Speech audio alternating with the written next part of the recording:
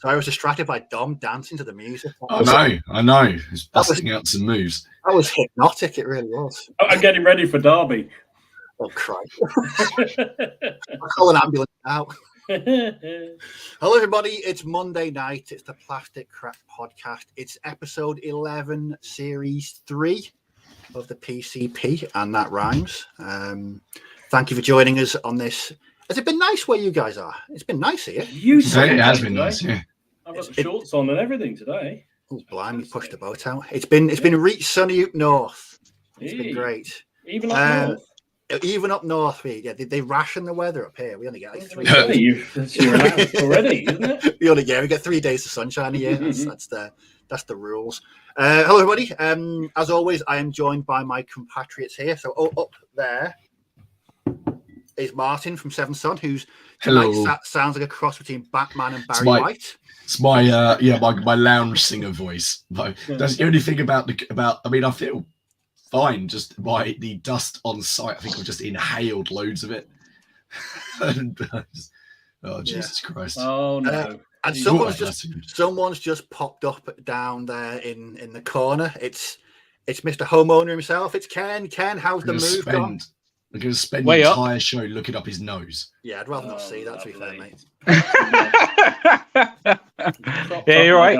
You hear me okay? Yeah.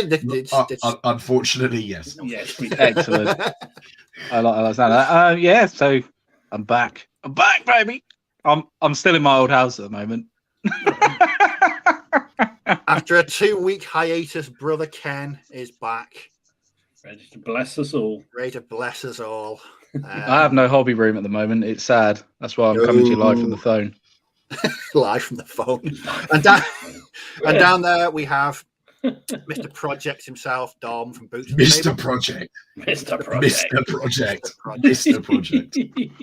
Before we get into the main gumph of the show, big thank you to everyone that's watching this on the catch-up. Oh, straight in there. What a pro, Steve. What a pro. Professionalism personified, mate. Yeah. It's only 3 minutes past 8. Cracking stuff. Before we start as well, just want to say a big good luck and thanks to Don and Mike, who are today heading out on their road trip from Ohio to Chicago for Adepticon 2022. I'm going to show my ignorance. How far is that? I don't know. I don't know. Once you get past the Midwest, I get a bit lost. Everything's big in America, isn't it? It's going to be long way, wherever. Massive thank you from the PCP to the guys at Adepticon, and we don't have. It's all going to go well because Adepticon always goes well, and I imagine you're going to have an absolutely fantastic. Much Ken looks like Martin. He's on about that picture because Ken's little profile picture before he put it up was me and him. Oh, right, okay. When I was making him wait to go into the Brig and Buy. I got confused. Yeah, bastard. I got really confused. But yeah, so big. We wish everyone the best of luck at Adepticon, and looking forward to seeing some highlights of it. Good luck to anyone who purchases our creation, our Saga army. It got there. That's the main thing. I mean, that must have added 10 years to my life. The stress and saga of going through that. But you upset that poor courier company so much, they completely rebranded themselves because you upset them so much. I know. They wouldn't even respond to me on Twitter. Where's he gone? I don't know. Ken? At least we're not looking up his nose anymore. I'm here. Oh, he's there. Okay. I'm here. I've just got audio only. I'm just having a drink. Okay. So as you know from the title of the stream and also in the Facebook group tonight, we're going to be talking about recommendations. So hobby channels, hobby websites. Where do you go for your historical research, your historical inspiration, modeling hobby tips? Not trains. I'm looking forward to this one. Not trains. There's no trains. No, involved. we're not going to trains. No, we know which Facebook group I go to. All right. Don't want to know about your special interests, mate. Yeah. Ken, bear in mind it's my channel, so I don't want to be hunted down by some rabid Napoleonic fans who are going to shove it. You talk about that, but that World War II one I went on was way worse. Yeah. They were way worse. Way worse. They got really upset. Well, imagine. So let's see who we got in chat now. Losing a beard takes years. Okay. I know for a fact that the first person to get here today was James from Shoutouts and Sprues at about 2:15. Oh my Bloody hell. God. Good man. Right. Congratulations, you get the record. Well done. Very, very keen. So I'm going to have a quick scoop to see who we got in. So we've got Rich John, Laser Pirate Painting, Paul Crouch, David Baker, John City, Leslie's here. Hello, Leslie. Steve Harbour, East Norfolk, Battle Matt, Ricky Turner, Andrew JF, Lionheart, Graham's Wargame Vault, Enemy in Sight, Carazette, Harpham, Louis Baby, Hammond Jam, Joshua, Lee Gardner, Lee, Philip Hyman, Mark Forsyth, Jonas is here. Evil Jim is here as well. Corey, Alex from Storm of Steel, Shrink 7, Andy P, Steph, Carl Burks, John Clark, Drew from Tenement Tabletop is here. Grana Priego, James is there. Shakos and Spruce painting some World War I British infantry tonight. Nice. I was just about to say about Alex approves, and the next message was that yay for the First World War. I know you people so well. Who else we got? Luke's here. Felix's Figures. Oh, that's Felix's new channel, isn't it? It is. Yes. Yeah. So his Borodino figures look really good. So Felix has taken his first steps into the wonderful world as being a YouTube content creator. Mm-hmm. So go and check out his channel.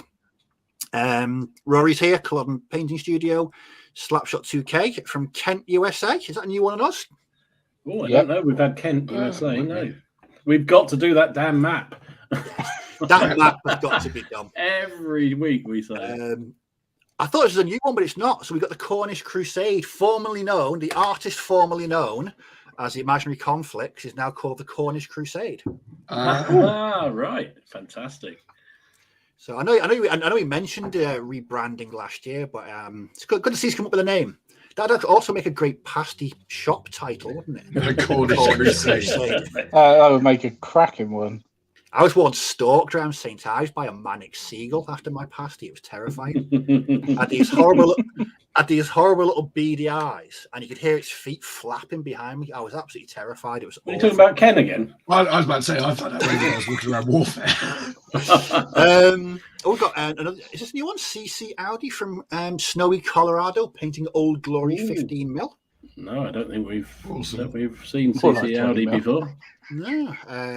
Dan's here. We got Matt, Phil Dent, Sam Gates, Friends of General Haig, Old School FRP, Andy Rue.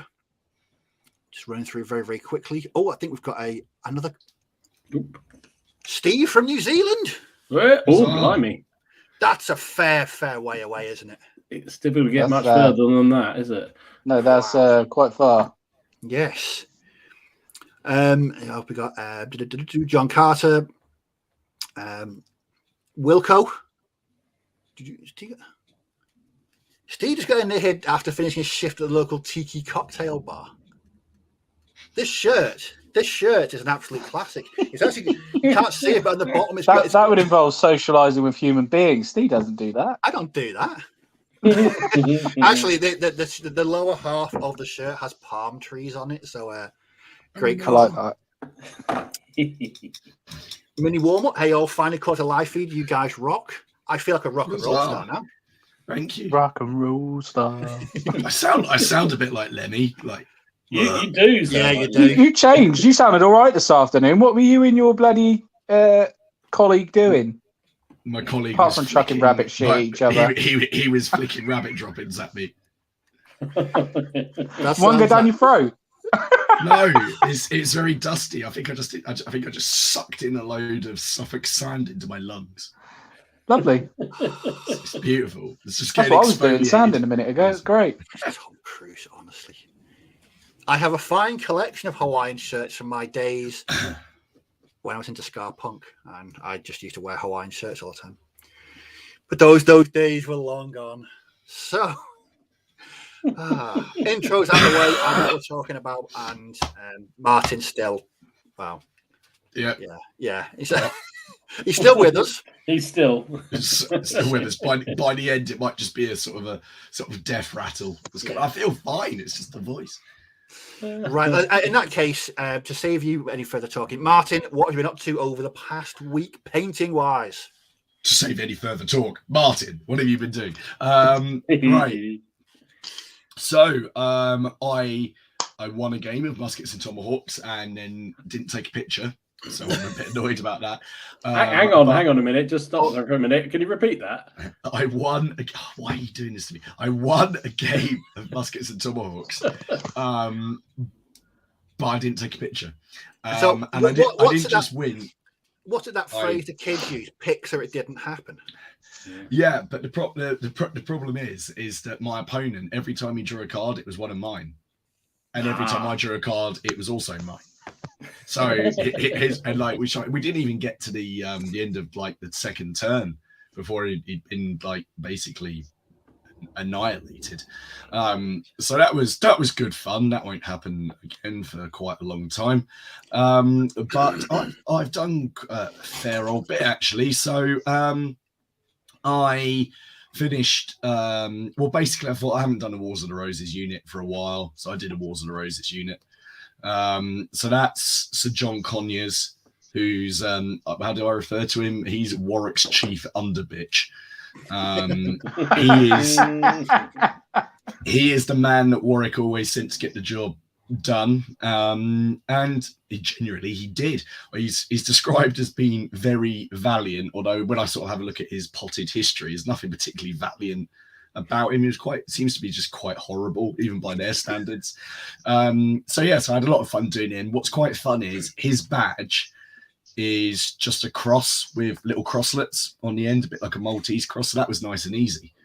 That was a lot of fun. I like that sort of heraldry. I could manage that. I know, but that's the thing. I mean, look at his coat of arms. Who's ghosting there? Is that you, Ken? That's Ken. No, I knew you sneezed. What? Yeah, we can hear. And then he's got the blue and the yellow, and then obviously his men are all wearing white. But he's the guy who potentially was a candidate to be the rather mysterious Robin of Reedsdale. So I thought I'd take this photo of him leading Warwick's men. But I did the white flag is my first attempt at my own flag ever. Oh, very nice. Nice. So I had some fun with some markers, some Copic markers and stuff like that. So I might try and do some more because it was actually a lot of fun once I got the template right for the right size. So that was a lot of fun. So yes, I finished the Wars of the Roses unit, and then I finished my little squadron of grants. Yay! Little 15 mil grants, nice. Which were a lot of fun to do. I know that there's a lack of bases, and that's because I still can't decide whether or not to put them on any. So they're just going to stay like for that until I either get some and mount them, or I just leave them. I still can't decide. I can't. Sorry, I was going to ask a question. Is there, because they're grants, is the Lee the American version? Yeah. Yeah.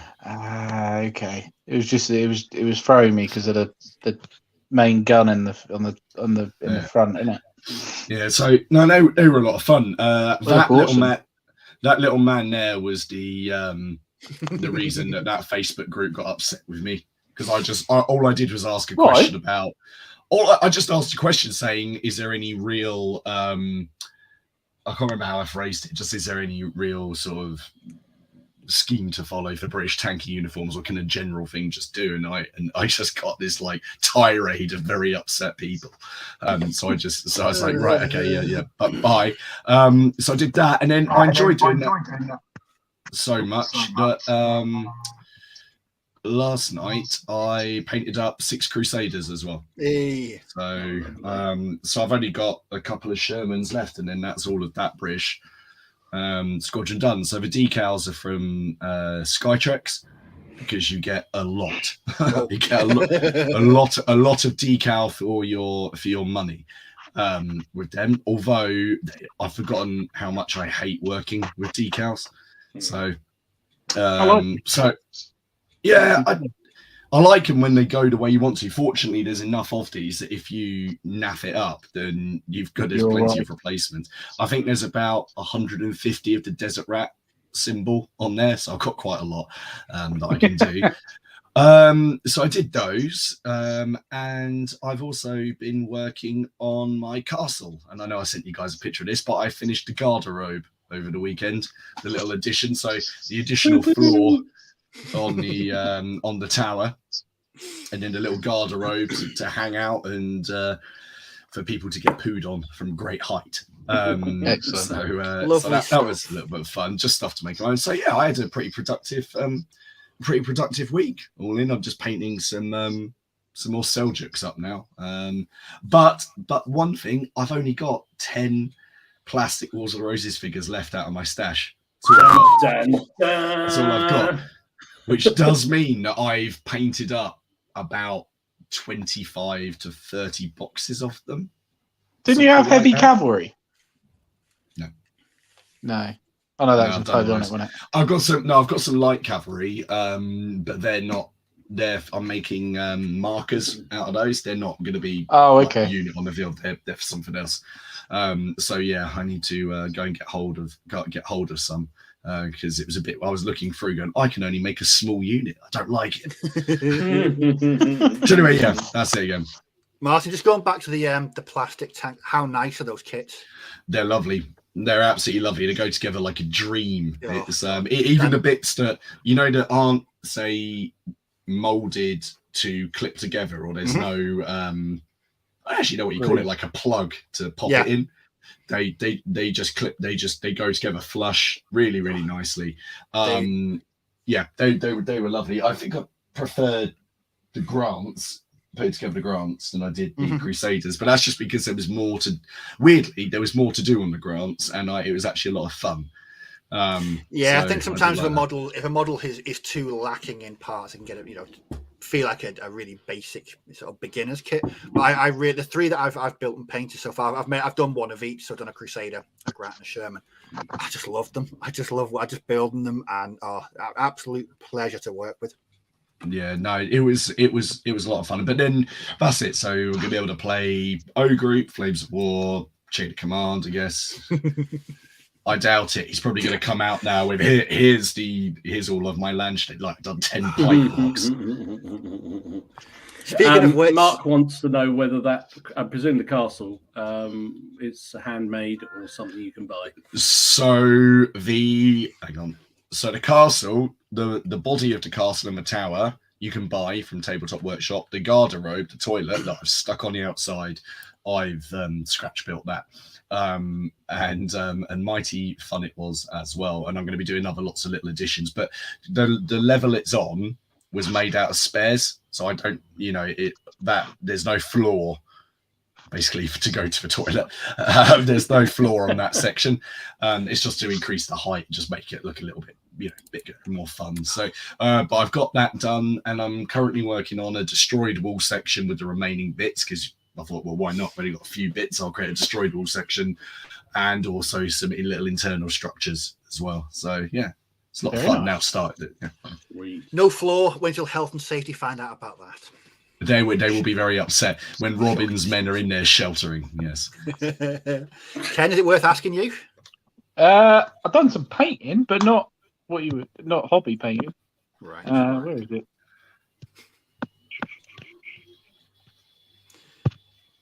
Painted my kitchen worktops and sanded them. So yeah, it's my new kitchen, and I'm rather impressed. And I did the tiling. So Ken, yeah, that's go on. Ken, what scale is that? 1-to-1. Is that Dectan you got there? No.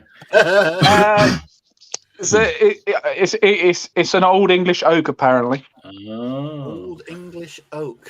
Old English oak. So yes, that's been my painting for this week. So I did say it was nice to pick up a brush, to be fair. But yeah, but it wasn't a roller, which was even nicer. I'm fed up with rollers. I never want to use a roller again. 9 rooms down. No, never.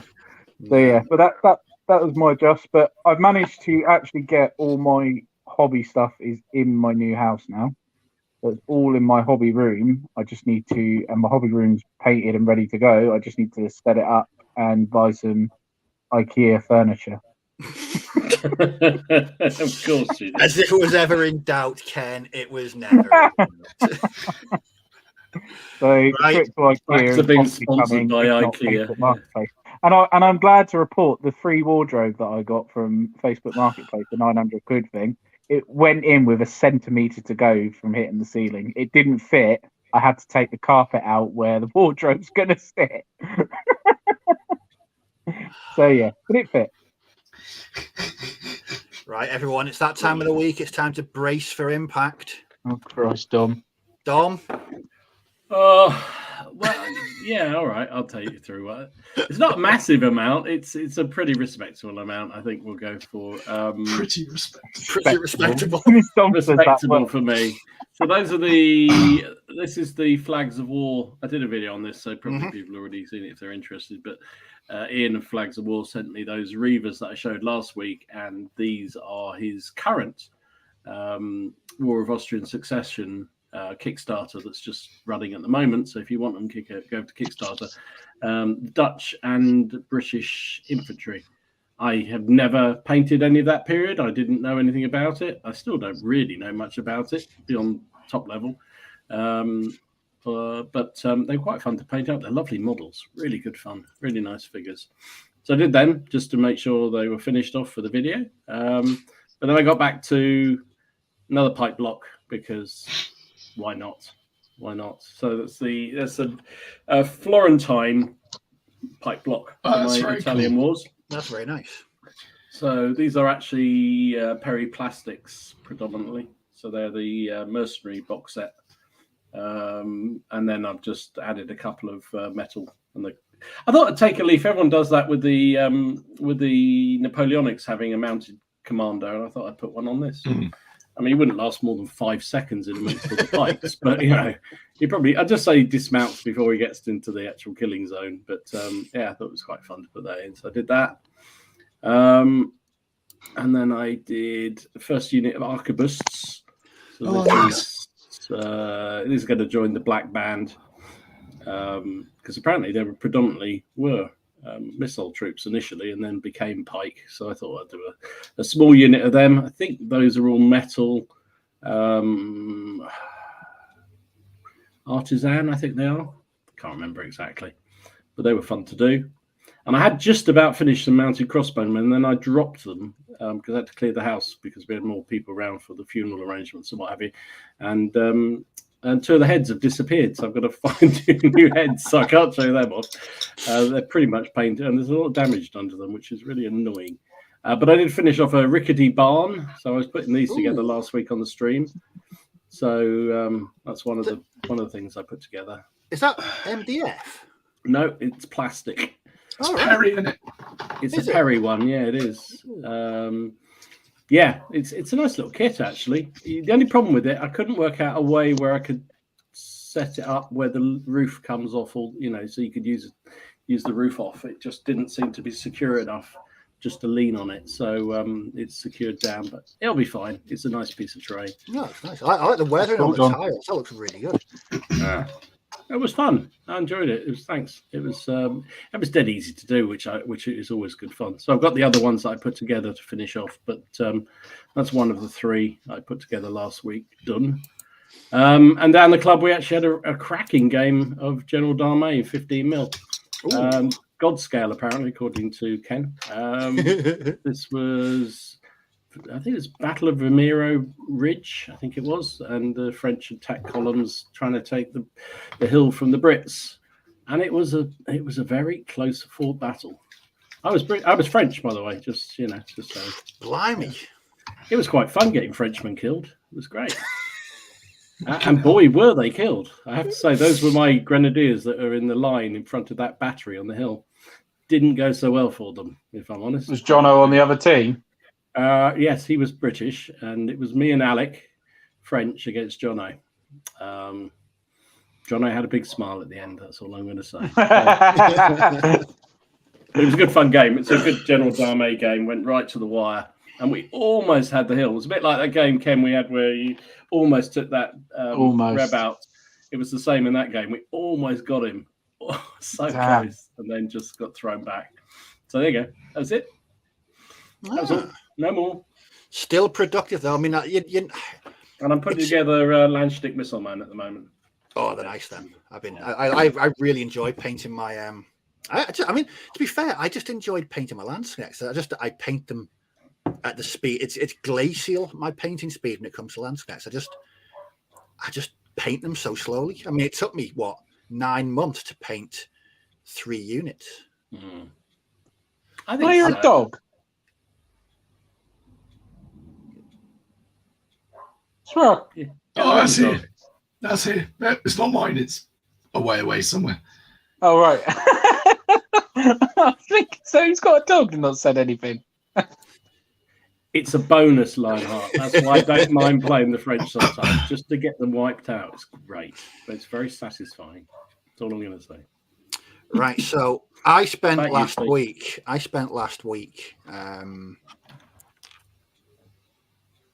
Did I actually upload any pictures? Do you want us to fill while you do? I can fill if you want for a second because we've got our little dicey thing. Do you want to cover for you? Do you want to cover? Right. You better say it before you die.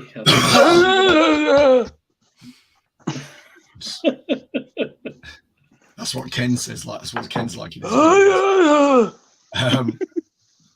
So, those of you who watched last week will know that we started to offer our dice tray and dice sets for the lovely price of £7.50 for 6 dice, the PCP dice tray at £10, or a combo deal at 15.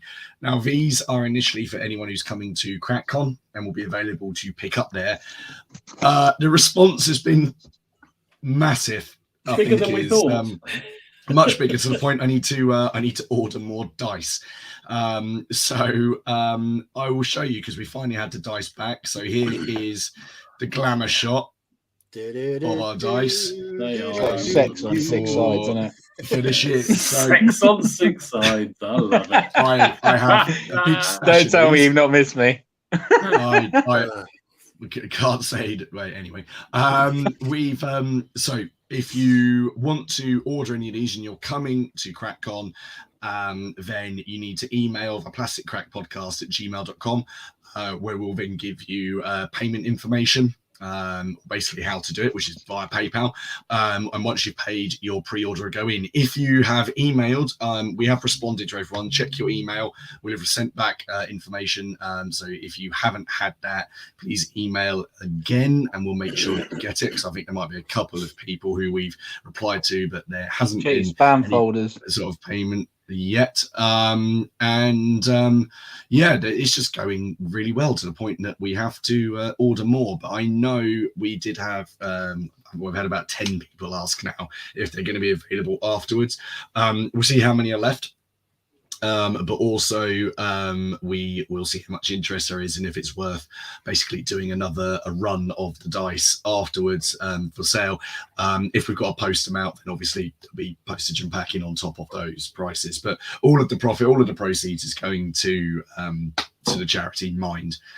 So it's all for a good cause. So remember, if you want a set of dice, 6 dice, it's £7.50, £10 for the dice tray.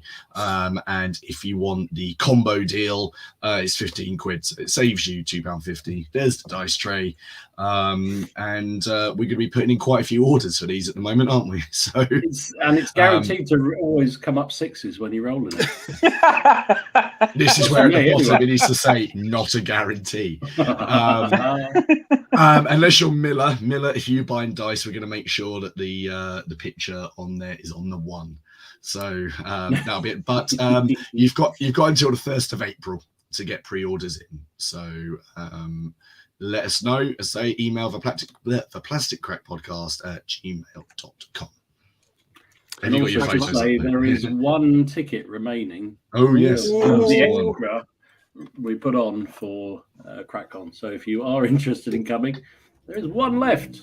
Just 1 sold ticket. Just the one. Just 1 cornetto. be sorry. Ken. Right, Back to sleep. I've resolved my technical faux pas, and I've actually uploaded some pictures. So Hooray! I've been doing more overhauling of my Germans. So first up, we have these. Oh, sweet. Nice. Ooh, nice. So that's a section of Volks Grenadier. The field grey there, is that the Vallejo one, or Yes. and what wash did you use? Agrax. Agrax. I like that colour. Nice. It just works. And for highlights, it's field grey with a very small drop of middle stone. Just works really well. But I've been funking up the bases as well. Yeah, it's a Vallejo. It's kind of it's like a yellowy, greeny colour. But it works really well as a highlight. Beautiful. So they were a lot of fun. And then last week I showed the 5 Volksturm that I've been working on. And I completed the section. So that's them. Oh yeah. Oh, Awesome. yeah, very nice. Some old men with guns. Can't go wrong with that. So these are going to be coming. My mate is currently in the middle of building a US infantry force of bolt action, and bolt action will be battle reports will be returning to the channel in the near future, as we have our first in 2 years, and it's going to be Nice. US infantry against I'm going to be running a completely inexperienced list, which should be fun. That's good. I like that in the German. Are they green rather than inexperienced? Because I think green. I think they're all inexperienced. So there's going to be the infantry sections are all going to be inexperienced. It's, Volksgrenadier, Volkssturm, Osttruppen, and Luftwaffe Field Division. But everything is inexperienced, which I'm not looking. It's going to be interesting. Let's put it that way. Up next, we have my kit bashed Panzer Shrek. Oh, nice. Again, that's something I made 2 years ago. It's just been given a bit of a funkying up, so better colours, better basing. I've actually been bothered to paint the equipment properly this time. But that's made from an American bazooka and the panel is from an Imperial Guard heavy weapons team. And last up was again doing something that I painted over 3 years ago, and it was my Pack 40. That is a big ass gun. That's you got a mention on Warlord for that, didn't you? I know. I didn't know for hours until my mate pointed it out. He said, "What have you been up to this time?" But again, that was just a case of repainting, better highlights, doing the flesh, and just making the base a bit better as well. Awesome. It was a bit dull the last time, so bit of clump foliage, some war painted tufts, better highlights, and I'm quite proud of that. The base is massive; it's 10 by 10. It's a big ass base. Well, you do like a big ass. It's got a big ass gun. It's got a big ass gun on it, yeah. So that's what. Oh, and I mentioned in the group last Monday, I said I will never be working on my British Burma project ever again. Yes, you lied. Didn't you? I've been working on my British Burma project. And the reason is I explained in the Facebook post why. It's taken me months to realise why I hated them so much, and it was because they were all the same colour. It's all about the bass. As a bass player, that's my motto. No treble. No trouble. So I found that picture of British Burma troops in Burma, and there was 50 shades of green. There really was. Everything was faded. There was different. Oh yeah, so there's sun bleaching and all that. Exactly. So what I've done is I've just mixed up a bunch of greens and just gone painted shirt, trousers, and just really taken my time on them. And I'm going to continue with my Burma project. Which is something I never thought I'd be saying, because I just hated them. It was the same color, green khaki, the same, and they didn't look right. It took me ages to work out what was wrong with them, and I don't know. So I sat down and kit bashed, because the ones I've painted so far, they're being moved to the shelf of abandoned projects. So I'm going to be painting these from the start. But yeah, I'm really looking forward to it. Now I've got a scheme that I'm happy with. Yeah, I'm quite chuffed. That's nice. I was looking at the Panzer Lehr division from Wargames Atlantic this week. The plastic kit, they've got Panzer Lehr, haven't they? Yeah. they late war, aren't they? Are they mid war? Well, they got mullered in Normandy. They got destroyed in Normandy. So I imagine you could probably do 43 onwards. I don't think they were raised in Normandy. I think they were already established. But yeah, they got the living snot bombed out of them in after D-Day. I'm just trying to think. I'm just trying to think if they would match with the Warlord stuff. There's a guy on my Facebook group. He's doing the same thing. He's using the Warlord stuff, and he's also using Wargames Atlantic Panzer. So yeah, I think they work quite well. Yeah, I might give it a go. Right, so with all that out the way, got Dan from Valhalla on. Hiya, mate. Hiya, Dan. Hello. The time difference must just work perfectly for us. So welcome, Dan. God, Australia, New Zealand. I know. Well, our clocks haven't gone forward, but the Americans have. So I don't know whether some of the other parts of the world have. So I don't know whether that makes a difference on who's watching. Yeah, I thought. Yeah, so their phone is 43. So yeah, you could use 43 onwards. Yes. So on to tonight's subject. I'll give Martin's voice a proper rest for a bit now. He really is. Sounded a bit ropey. I think that dog sounded better than him, to be fair. I was about to try and say something, but I don't think it's going to happen. No, you know what? This is uncanny. I watched The Dark Knight on Friday night, and it's like I didn't switch. Give me a name. I'm going to go get a drink of water.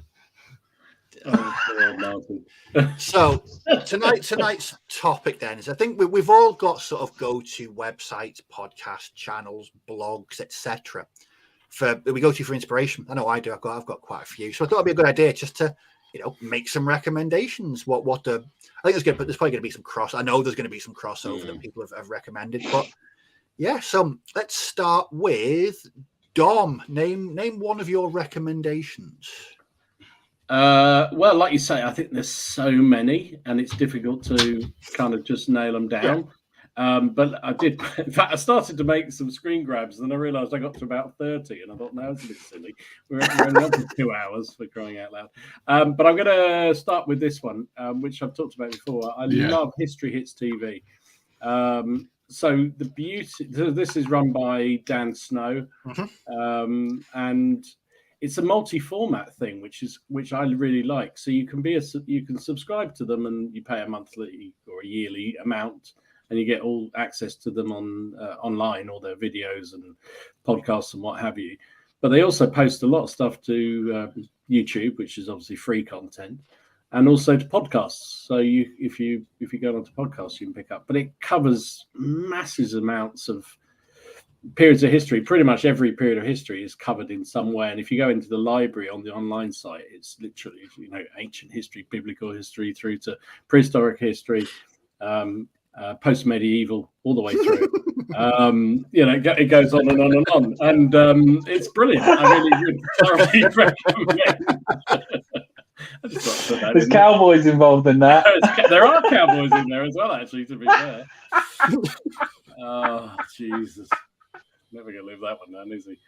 So yeah, that's I would certainly recommend it. You go along and have a look at History Hits. As I say, I subscribe to it, but you don't have to. There's a lot of free content they do as well, and I think it's really, really good stuff. And it covers all sorts of stuff from sort of military stuff through to sort of social history kind of stuff. It's a really, really good channel. So that's my first recommendation. Yeah, that's very true, Andy. I can't disagree with that. I bumped into him once down in where was it? Somewhere down the south area, and he looked like he just looked like his face has been slapped by somebody. It was just like, oh my god. Anyway, but he does good history, so it's all good. I'm going to mention one because I know that Alex mentioned this in the chat this morning. This is my recommendation. Night Shift. Nice. Martin, he does scale modeling, but he doesn't just do scale modeling. He does quite possibly the best scale modeling I've ever seen, ever, anywhere. And while I'm not a scale modeler myself, the watching someone work like that, and you do get you pick up hints and tips. But his videos, they're just done so well. And he could make a video for 2-3 hours and I'd watch it, but he condenses it all into like a really short video. And his work is just fantastic. So if you're into sort of armor,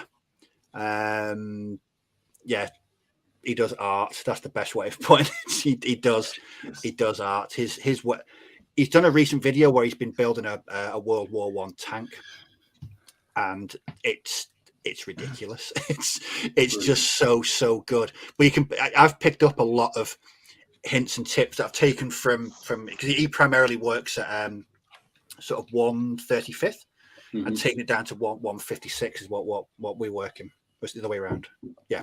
No, I when everyone mentions scales, I'll just say 28 mil. I don't do the 156.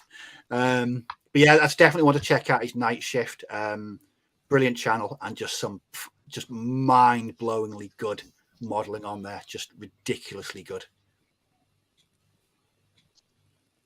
Lovely. Ken? Yeah, Mark Felton Productions on YouTube. So he does the obscure World War II history stuff. Does some really cool videos on there. And look at that. yeah, how lucky is that? Who done that one? I think that was one of mine as well. Oh, sorry, mate. Like I said, there is going to be crossover because there are some channels that just stand out. Yeah, Mark Felton, absolutely, for World War II stuff, awesome. Absolutely, some really cool stuff, and it really inspiring as well to do.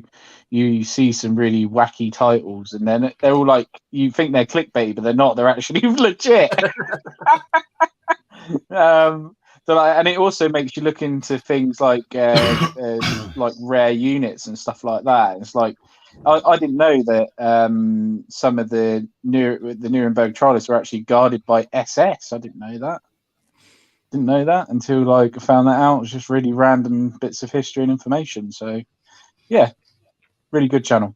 I do love those sort of videos and channels where it's just like random shit, and you just go. And it's like you're never going to need that knowledge, but it's just suddenly things you just go, wow, that's really interesting. But you kind of like the fact you know it. It's great. It's not wargaming related. I've been watching a channel recently, and it's dedicated to the history of ships sinking. Brilliant. But it's interesting as hell. I watched one yesterday. It was over half an hour about a ship breaking up and sinking on Lake Huron, and it was just I watched them all the time. It's a bit depressing, but they're great videos, and it really why not? It's not wargaming, but it's interesting. Okay, yeah, Martin, you got any recommendations? Yeah, hang on. So I like a channel called Redcoat History. He does really nice sort of walking tours around like different battlefields, like Isandlwana. He did a whole Zulu War one, which was really, really fascinating because he went to all like some. I think Zulu War, obviously, for people who aren't hugely who aren't hugely knowledgeable about it, may just look at Isandlwana, Rorke's Drift, and a couple of others. But he goes and looks at some really, really small skirmishes, and he goes and checks out the battlefields, and there's still like fortifications and bits and bobs there. And because it's been untouched, he walks around, and it's just really, really good. But he's done Napoleonic stuff. He's done Anglo-Zulu War, and I think he's starting to look at some medieval stuff as well. But he's a lot of fun as well, and he's quite engaging. So he does all these little anecdotes, and he keeps dropping in because he'll be, he's in Zululand, what formerly was it, and he'll just he'll get lost, and then he'll film himself trying to find his way back, which is always just good fun. So yeah, I'm going to shut up because it hurts. It hurts. You know what? With these, how many of these have you stumbled on completely by accident? Oh, well, you've given me 3 now that I've not known about. So. I mean, I'd say there's loads of them. And of course, once you start looking at certain history things, you get recommended because the algorithm knows everything. Yes. But also, people's recommendation. That's why these sort of things are great. And notice in the chat and in the preamble on the Facebook page, loads of people putting stuff on that I hadn't seen before. And I'll be searching them out over the next few days, that's for sure. Because there is a myriad of stuff out there. Oh, God. Some of it can be a little bit dodgy in terms of historical accuracy, shall we say? But there's some that is absolutely superb. Majority, I think, is absolutely superb. To be honest. Yeah. What was that one that you guys recommended for the Napoleonics series? Ooh. What, this one you mean, Ken? This one? This is another one of yours, Steve. It's called. Is it the Brandon? Brandon one. Is that one? Something TV. Epic History TV. Oh, that one. That's a cracker. Yeah, I love that one. That's bloody amazing. Yeah. There we go. In fact, I mentioned this to Martin before we came on. I learned so much about the Napoleonic Wars through this. Yeah, and they're really engaging as well, aren't they? Yeah, it would have been easy to make hundreds of short videos, just plow into just the porridge. Basically, you didn't really need to know about.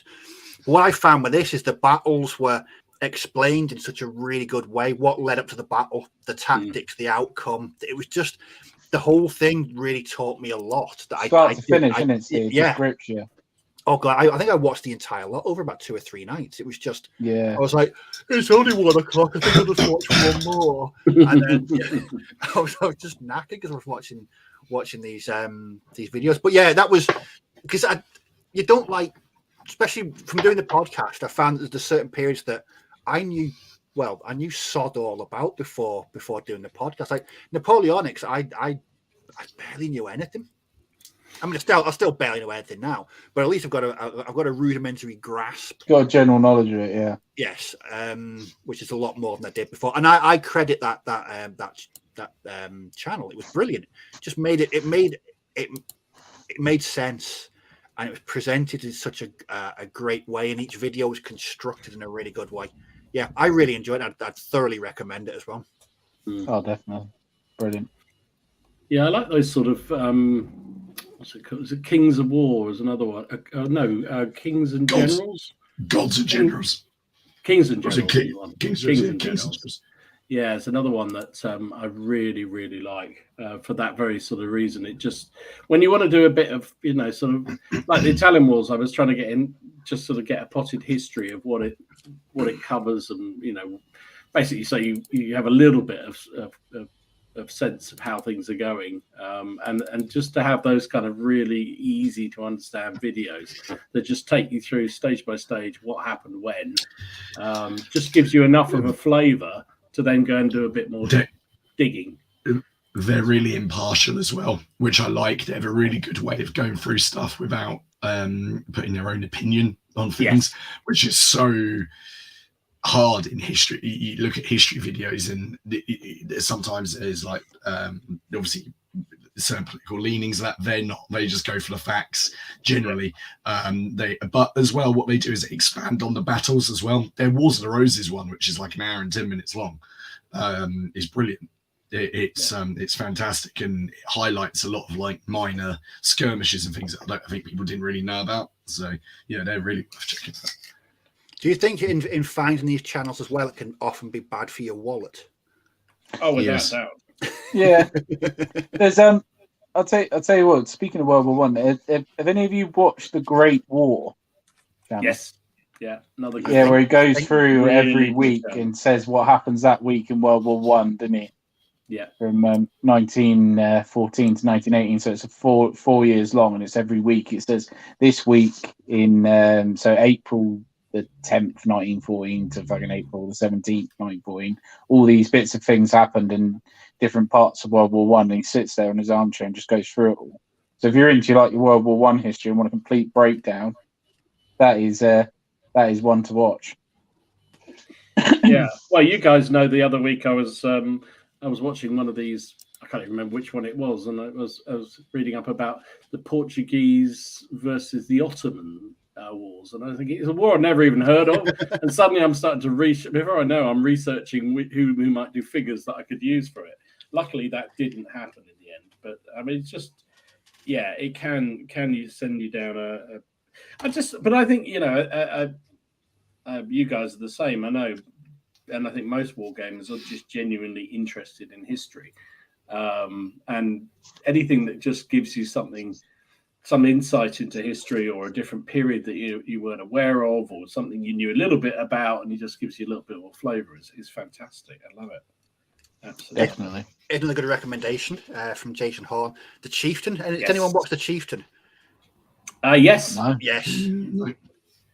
Yes. The Chieftain, Nick Moran, fellow tall bloke. And he was Is he a fellow NBA star? Is he? he is. He's a tall. Not. I think there's about 2 inches between us. But he's a tall chap. But he was a tank.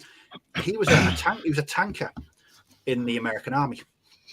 And what he does now, he has a website called a channel called The Chieftain, and it's all tank doctrine based. But there's one he does a series called Inside the Chieftain's Hatch, and he goes around. It's a series of like 2 or 3 videos where he will go through an entire vehicle, interior, exterior, history, pros, cons. It's you can lose a lot of time watching his videos. Because again, really, really informative. And they're just presented really well. And so the best thing is he knows his stuff down to an absolute T. He really that's pretty does. Cool. But yeah, I just love the World War when he's going through the World War II vehicles. It's just a really great channel. And he does sometimes. There's a one of his seminars that he did a tank show about Allied armor in World War II. It's on for about an hour and a half. But it's well worth checking out. It really is interesting. Yeah, Linda Beige is a good one. I was just about to say, moving on to Lindy Beige is going to be one of my recommendations. Let's get the banner up. Hang on, can I give? I need to give Sam a yellow card. Really? Hang on, just 1 second. He said, check out Warfare Miniatures for Ottomans. No, I do not need any more projects. Go away. No. So I think everyone is familiar with. Sorry, personal moment there for a minute. I think everyone's familiar with Lloyd from Lindy Beige. Yeah.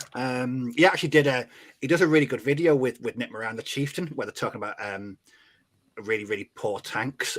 It's really quite funny. And one of them's a Japanese tank, and it's really interesting. But I love his videos. I love his really long videos. He did one, was it maybe last year or the year before? It was over 2 hours. It was just about gladiators, and it was fantastic. It was just, I was painting, I just had it on, and it didn't seem like 2 hours had gone past. It really hadn't. But again, he knows his stuff, and he's a war gamer as well. I love his presentation style as well. He's just got that really sort of off, kind of a bit light-hearted, a bit sort of, you think he's being funny and stupid, but actually gets it across so well. No, he does. And yeah, if anyone, I actually got asked a question on one of my videos today about Crossfire. Yeah. And I know Lloyd plays. I think that's his tabletop game of choice, and he's actually got a playlist all about playing Crossfire. It's one game I would love to play because it looks so different. But he breaks down at each phase, so like movement, combat, and the reactions, even building terrain, setting up a battlefield. But it's his stories as well. He clearly puts a lot of effort into the research for his videos, and he just comes across as a thoroughly nice chap as well, which I think at the end of the day is the main thing. Yeah, but now definitely. Always watch a lot of his videos. I really enjoy his longer historical ones when I'm painting. It's one of the few things when I'm painting. I 9 times out of 10 I'll be listening to music, but occasionally I will listen to an historical video. But yeah, his are always very, very good for painting too. I was going to say about websites and stuff. Is that French Napoleonic one? Jean, I can never pronounce it. The reference. Mount Mont Saint Jean. Mount Mont Jean. Mont Saint Jean. That's the name of the ridge. Mont It's the Saint name of Jean. the ridge. Yeah, that's it. Mont Saint Jean. That's for your uniforms for the 1815 campaign. Yeah. Do they have lots on French drummers? Yes. More than you could possibly want, Steve. Right, I'm going to end the podcast now to go and check it out. I'm that excited about it.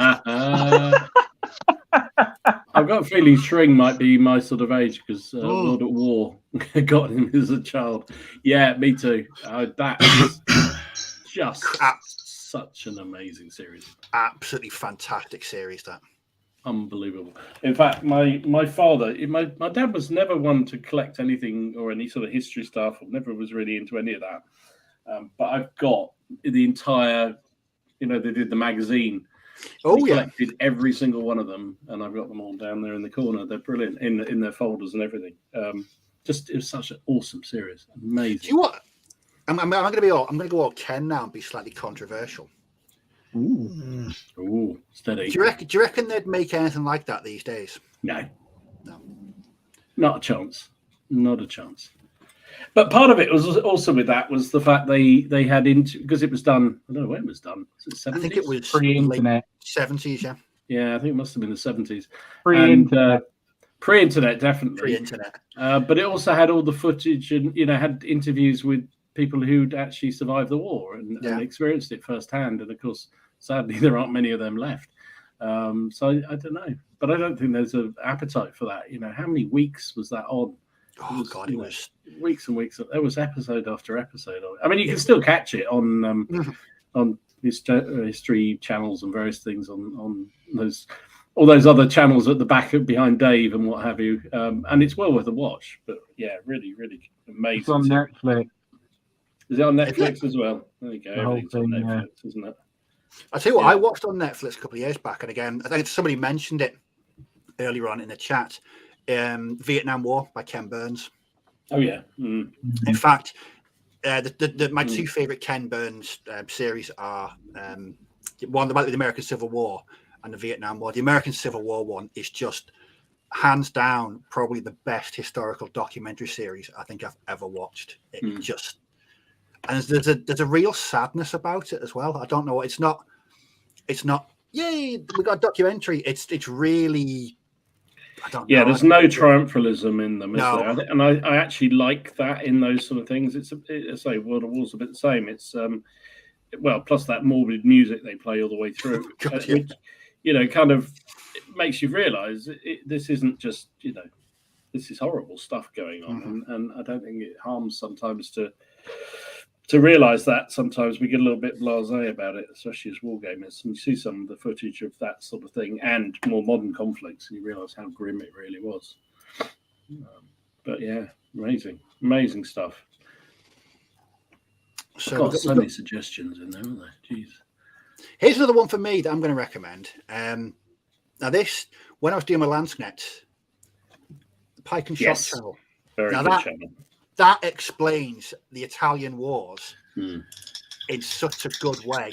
Because, I mean, Dom, it's confusing, isn't it, the Italian wars? Oh, it's just like he attacks him and then he gets killed and then he gets taken out and then they all ally, they lose all their allies and everyone joins the other side. And it's like, for that, you watch that and you kind of think, I sort of get this now. I've watched it twice and it's definitely gave me a better understanding. Although every time they said, and the Swiss went home, they said that quite a lot. Yeah, there's two things the Swiss either do: they kill everyone or they go home. That seems to be the rule of the Italian wars. Yeah, it's very funny. But that's a very good channel.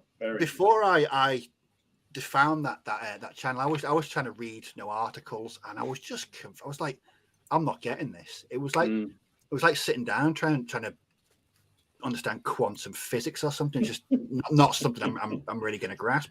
So when I came across an entire video series, and the videos aren't on for long, 6, 7, 8 minutes, and they're animated, and it's just things being moved around maps, and then overviews of battles, and you get it, you grasp it, and what is essentially a really confusing series of people kicking the shit out of each other for the best part of well, a long time basically. 70, 80 years, maybe. Yeah, and then maybe switching sides every time the wind changes. It was a really good way. In fact, I'm going to put that back up so everyone can see it. It's called the Pike and Shot channel. As you see there, they also do other periods of it. It's not just that.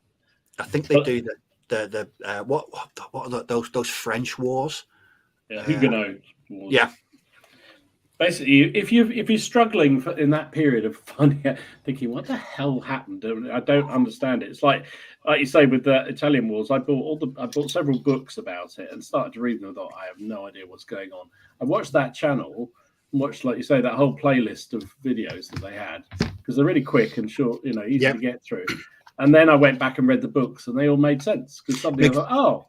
Yeah, that's what that was. It makes a bit more sense. I think as well. I mean, when it's broken down into an animation, you do grasp it a bit better. Completely. I'm like, Steve, you'll be doing colouring books next. Somebody pointed this one out, I think earlier, and I had it on my list. Yes, Gladiatoria. There's a number of pretty good website channels that talk about weaponry and how various weapons are. I thought Ken had fallen off the bed then. Jeez. No, ForgottenWeapons.com's good as well. Yeah, really, some brilliant channels, but I love this guy's one. I think they're really, really good. He takes you through. Yes, he has just a scary amount of weaponry behind him all the time, and he gets out these things, and he just sort of, pick out a morning star, and he'll swing it around like it's like, oh, for God's sake! Brilliant stuff. Really, really good watch if you're into weaponry of some sort. Although it does a number of times, I thought, I might have to go and have a look and see if how much that costs to buy one of those, and just put it on the wall behind me. So far, I've resisted, which is good. Just going through some of these other recommendations as well. So many. There's loads. These I've not even heard of. I'm going to have to spend a fortnight just working through the chat just to find all these recommendations other people are coming out with. I reckon Dom's going to be sat there with YouTube on and a notepad. Right, I'll do that project. I'll do that. I am absolutely right. Absolutely right. I tell you don't want to miss them because they might come up again and you might miss out. Well, exactly. One I would. I don't know whether anybody else has seen this one. It's the Real Crusades history. No, it's a bit. I knew you were going to say this, so I've watched several of these. Made up. A lot of it is. It's not all made up, but some of it is. It's a bit dodgy historically. Some of it is. Go on. No, carry on. I was going to say, I got that one out as I knew you'd be upset by it because I don't know what we haven't spoken about it at all. But I've watched a few of them, and some of them you go, "What?" and others you go, "Oh, actually, that was quite informative and quite interesting." It's a real mixed bag, that one, but it's a good example of. I don't know what to say. Hello, I'm watching replay. Yeah, but I think it's a good illustration of some of the history. You have to be a little bit careful about some of the channels because some of their stuff is a little bit dubious. I think Gary summed up the Italian wars really well. There, it's the seesaw. Mm-hmm. So each time it tips in one direction, a new alliance. I mean, that's one thing that got me is how many. One year you're allied with someone, your best buds, and the next year you're trying to kill them because you're not on the same side anymore. It really did. Explain that in a way that even I could understand, which is always good. What's that one that I put that video up a couple of weeks ago with the War of the Roses? Them guys. That's little jingly song. I've forgotten what one was it. Oh, no, we're not playing that one again. It was really catchy. No, we're not playing that one again. Ken, Steve's got one for you. Oh, Christ. Any suggestions for post-medieval? I don't know. We got any cowboy stuff? Any cowboy recommendations, Martin? You realise they're taking the mick out of you, right? Yeah. Right. Why? What do you mean? There's already been some cowboy stuff. Have we? Yes. Yes. Oh, what did you suggest? I didn't even see it. I didn't suggest anything. We were talking about it in the chat. Oh, right. Oh, I can't see it all. I think someone mentioned this one. I've never heard of this one. Yeah, this is fascinating. If you're into your windy boat games, or not windy boat games, because it's not the windy one, it's the other one. This is brilliant. I mean, absolutely amazing research into all the ships and the background of them. So when Ken and I started to do the Second World War ship game, Victory at Sea. That's the one. Completely escaped me. I was trying to look into the research because you can get a German aircraft carrier, which, as far as I knew, never existed. And this guy did a brilliant video about it, and it did exist. It just never got out of the docks. Oh, I didn't even. Oh, I didn't know it ever existed, but apparently it did, and it's a really interesting video. He talks about the history of this ship, and the fact it was. Basically, it never actually left docks, and eventually all the planes and everything else. But it was one of the, if I remember rightly, it survived to almost one of the last ships in the German fleet because it just sat in the docks the whole time, never actually went anywhere. Was bombed a few times, but was amazing. But well worth it if you're into your First and Second World War shipping. He does some amazing videos. And I've seen him being interviewed. He's a thoroughly nice chap as well. I forget what his name is now, but really nice. I think many people share Harpham's fears here. This is stressful to listen to. Yeah, you didn't. None of you had anything to do for the next 20 years, did you? Just in case. No.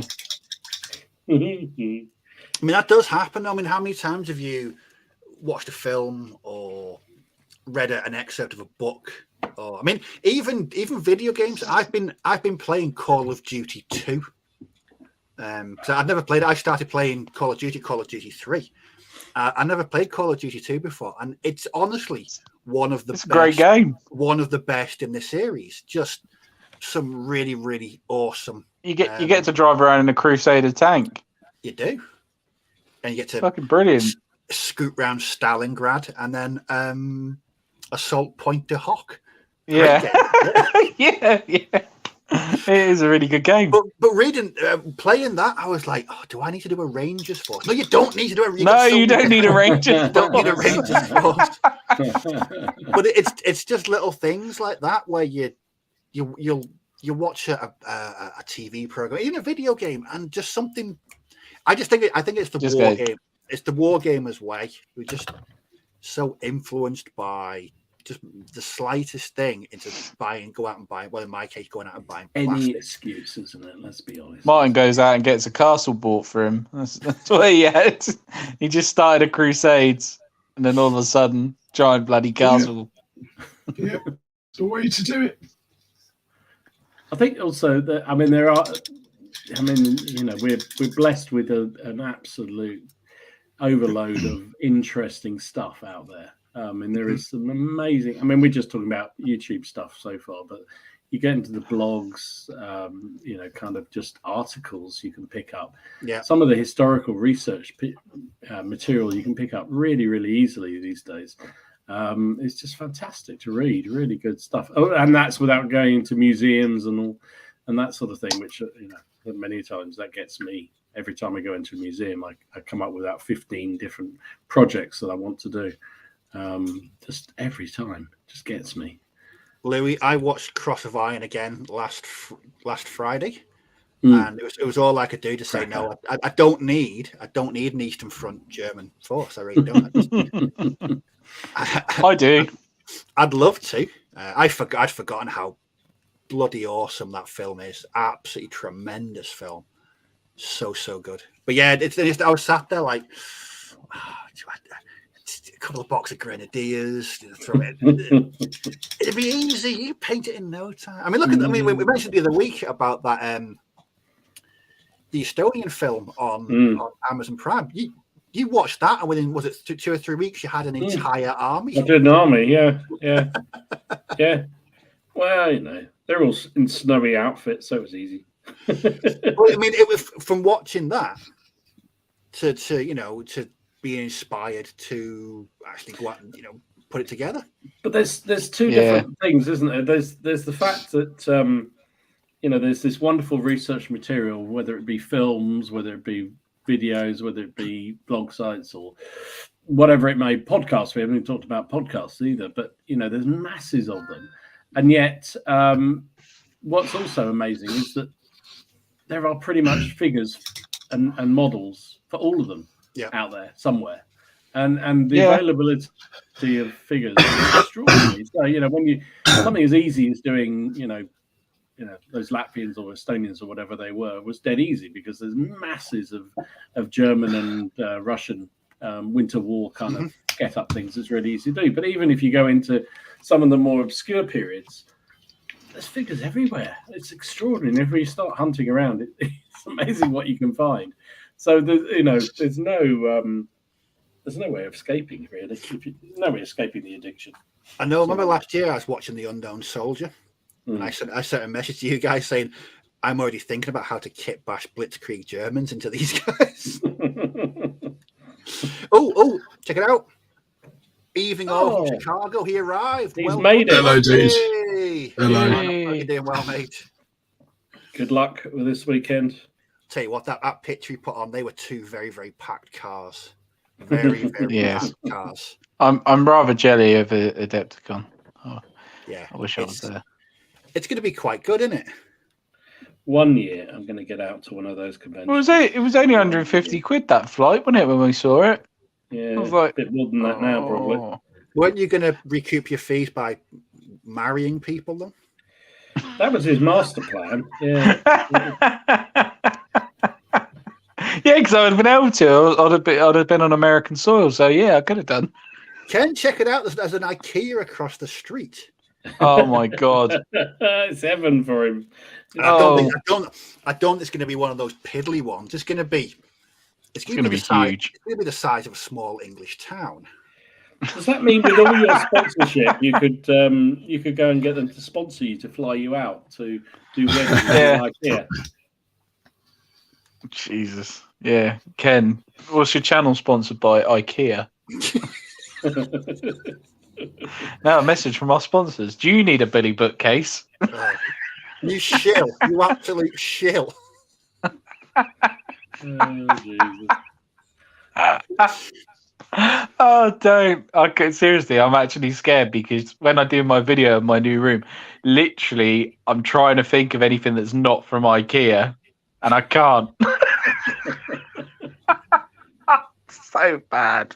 No, years ago, I lived with my best mate and a few other people, and literally the house we moved into, it was like walking into an IKEA showroom. Everything in that house was from IKEA. And there we go, Don. So we're going to go in there straight to get a display case for the charity armies. Hey, there you go. We'll send us the photographs. Outstanding. Oh, I'm with Ken. I'm actually really jealous. That's going to be I'm massively jealous. A really awesome couple of days. Oh, so want to go to another convention or something. God. I know CrackCon's coming, but blimey. Oh, we lost Ken. Ken's gone. Thank God for that. Flatback weddings. It was all that chat of IKEA. It was too much for him. He just had to go and look on their website. Yes, he's Oh, just going through some more of these ones that I've not seen before. Have you mentioned this one? Oh no, that's another good one. Yeah, I put that one. I think I put that one up. Yeah, it's a really good channel. Another good one that just explains battles and campaigns in a really simple and graphic way. Not as in, but just picture-wise, really, really clever. Gee, I didn't know about half of these. I honestly thought I knew a lot of channels, but clearly not. What else we got? God. What's this one? Brandon F. Oh yes, he's quite good. But again, he can be quite variable, opinionated, should we say? But he's really into his American War of Independence, and he basically does a lot of what would you call it, like myth busting about like conceptions about like preconceptions about the American War of Independence.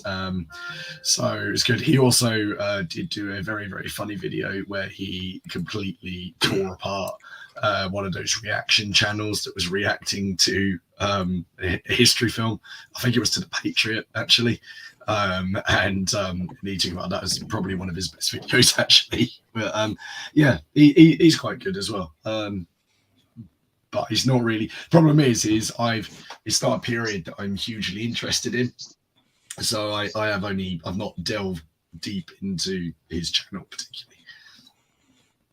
Yeah, I think I've watched a few of them. Again, I haven't watched every single one of them, but there is some good stuff in there. As you say, I think sometimes he can have quite strong opinion, which can rub you up the wrong way if you do disagree. But I think on the whole, they're pretty good videos. I quite like them. No, I'm definitely. What I might do is a couple of days time go back and do a pinned comment on the video. Go back and do. Yeah. What's with the feedback there? Yeah, there is. There's one more I want to mention. Is called Hand Grenade Division. Basically, what he does is he goes through like loads of details about the German army in World War II. So he gives you the rank structure, explains how the squads were laid out, explains uniforms, but he'll explain everything down from what each rank did in that section compared to different militaries. So with the German army, you can't really compare it to, say, a traditional Western army like the British or the Americans, because they had loads of different ranks that, so like non-commissioned officers would do roles that, say, a lieutenant would do in an equivalent of an American thing. So like a Feldwebel as a sergeant might do the same role and shit like that. But he explains it all to you. So if you're new to like your Germans and you want to know for World War II, he's the guy to hit up, definitely. Not one I've used. No. It's a new one on a new one from Don as well. Attention, yeah, Attention films is really good. He not seen that. him and that Brandon guy actually have they disagree, but they have a very cordial back and forth doing response videos to each other. It's actually quite nice to see. But no, he does a lot of ACW stuff, and I can't remember. It might be he does quite a good. Is it Gods and Generals? Gods and Generals is the second one that's the prequel. And yeah, so he kind of goes through that and sort of critiques that. But he does really, really good videos, and he's quite funny. He reminds me a little bit of Lindy Beige in the way he kind of approaches his videos. So yeah, he's well worth checking out. Actually, it's a good shout. I forgot about him. More from Dave Invicta. It's a new one on me. Anyone watch that? No. Oh, good for Ancients. Oh, I'm going to check that one out. Thank you. Another one. Thank you. There you go. Yeah, it was. He obliterates Gods and Generals. It's incredible. Well, that's good. I like the Invicta one. Yeah, that's cool. Yeah. Again, it's a similar kind of thing, isn't it? It's just taking you through sort of. It's got units of history. Byzantine flamethrowers. That catches my eye. I'm going to watch that one later. Good stuff. I'm terrified of watching videos based around periods that I don't model or play. Like Ancients, I don't do anything Ancients. But I know if I was to watch the right video or something like that, I'd end up making myself a list. It's got lots of stuff on Vikings, actually. Ken, you'll love it. Fucking hell. I know a couple of people have mentioned this, Baz Battles. It's not one that I've come across before. I think I have, but I can't remember. Let's have a look. Oh my goodness, this is going to be. And Alex and Mark have both recommended Military History Visualized, emphasis on Germans, but very good. Yeah. Nice.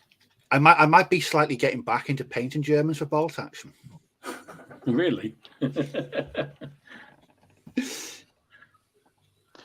There's another one, World War II Freak 001. That's very good organisation for squads for Germans. Yes, I've seen that. Yes, that rings a bell. I think I might have seen those. Yeah, very good, because he talks about like how the unit should be, but realistically, he talks about what actually it was like on the battlefield and stuff like that. You should have had like a 10-man squad, but you were lucky sometimes to get a 5-man squad or a 6-man squad with replacements and stuff. And it helps you when you're building like your squads up. You can see what they're armed with. So like a machine gun section, one of them's got a Kar 98. One would just be armed with a pistol and would be carrying ammunition, so you can model it a little bit better instead of giving everyone MP40s and stuff like that. Unless you want to go the rule of cool, of course. I know. Steve painting Germans. Yeah, no, it's crazy, isn't it? Unheard of. Well, I'm sort of not painting. I'm repainting. It's I was really dreading doing it because I thought it'd just be this endless Dullsville, but I've actually really enjoyed seeing it what it looks like now with a better basing. So yeah, I'm glad I did it. Does that count, Steve? You're just redoing them. I think have you sort of unleashed the field grey properly if you're just redoing them? No, but I was saying before or earlier today, I was chatting with a mate and I said I almost started a new German project because I really want to do an early days German Stalingrad army, because I've got my winter Stalingrad army, but I want to do the lead up to. So what I'm seeing is broken bases, dust, field grey. I can in my brain I can see what it would look like, but I've already got about 3 or 4 things I'm already working on. So I actually showed a bit of restraint. What's that? I need to watch the film Stalingrad again. That's on my to-do watch for the next couple of weeks. It might be this weekend or it might be the weekend after. I watched the new one and I didn't enjoy it at all. Didn't like it. No, the old 90s is 70s, isn't it? No, it's 94 or 90. Yeah, 94, is it? It's in the 90s. It's a 90s film, yeah. Whatever it is, it's bloody amazing. Watching it in English or German's good. Mm-hmm. I think I've got the my DVD version subtitled. You got the German version, yeah. So if anyone is doing Baron's War and interested in William Marshall, the great documentary about him called The Greatest Knight, presented by Saul David. I think I watched that one. That's a really good. Yes. And I was sort of starting my Baron Wars that hasn't actually really got off the ground yet. Andy's got a good point. Don't you find a lot of the lads do exactly the same thing over and over again, particularly World War II? Yeah, it's true. I find that a lot with those sort of Channel 4 documentaries and Channel 5 documentaries. You'll start watching and think, I'm sure I've seen this before. And it's not. It's a new program, but they've just used footage from countless other videos. So yeah, it does happen. It definitely does happen. I think sometimes it's just people trying to put a new take or a new spin on it. Yeah. One documentary that I really enjoyed, and I know it's not to everyone's taste, but Jeremy Clarkson did one about the Saint Nazaire raid. He did. And that was really good. That was really, really good. I enjoyed that. It was just a really great war documentary. In fact, I might watch that later this week. and then go out and probably buy a box of those Warlord Games Commandos. Yeah. Damn you, Clarkson. Damn you. He is definitely a Marmitey type person, isn't he? But that is a very, even if you don't like him, I would certainly recommend that. No, because he's not being so bombastic, is he? It's a very professional way it's done, and I think he's got a genuine interest in the subject matter as well. Yeah, which always helps. I mean, imagine if you had like Peter Andre doing a documentary about Stalingrad. I don't think that would I don't think you'd get quite the same enthusiasm, really, would you? Now, I would actually watch that, to be fair, just to see what it was like. You couldn't think of two subjects more different, could you? You got that and Craig. I thought Craig David as well doing a documentary on like bloody Stalingrad or something like that. Yeah, but Peter Andre. That's outstanding, Steve. I've got no idea where that came from. I think I better put my Peter Andre. brain, Of all the people you think of Peter Andre. put my brain. What's on your back in Spotify list at the moment? Right. Yeah, what's he been listening to? Right, we're red carding Matt straight away. I'm not even going to put it up. I'm just going to put red card. He knows what he did. He knows what he did.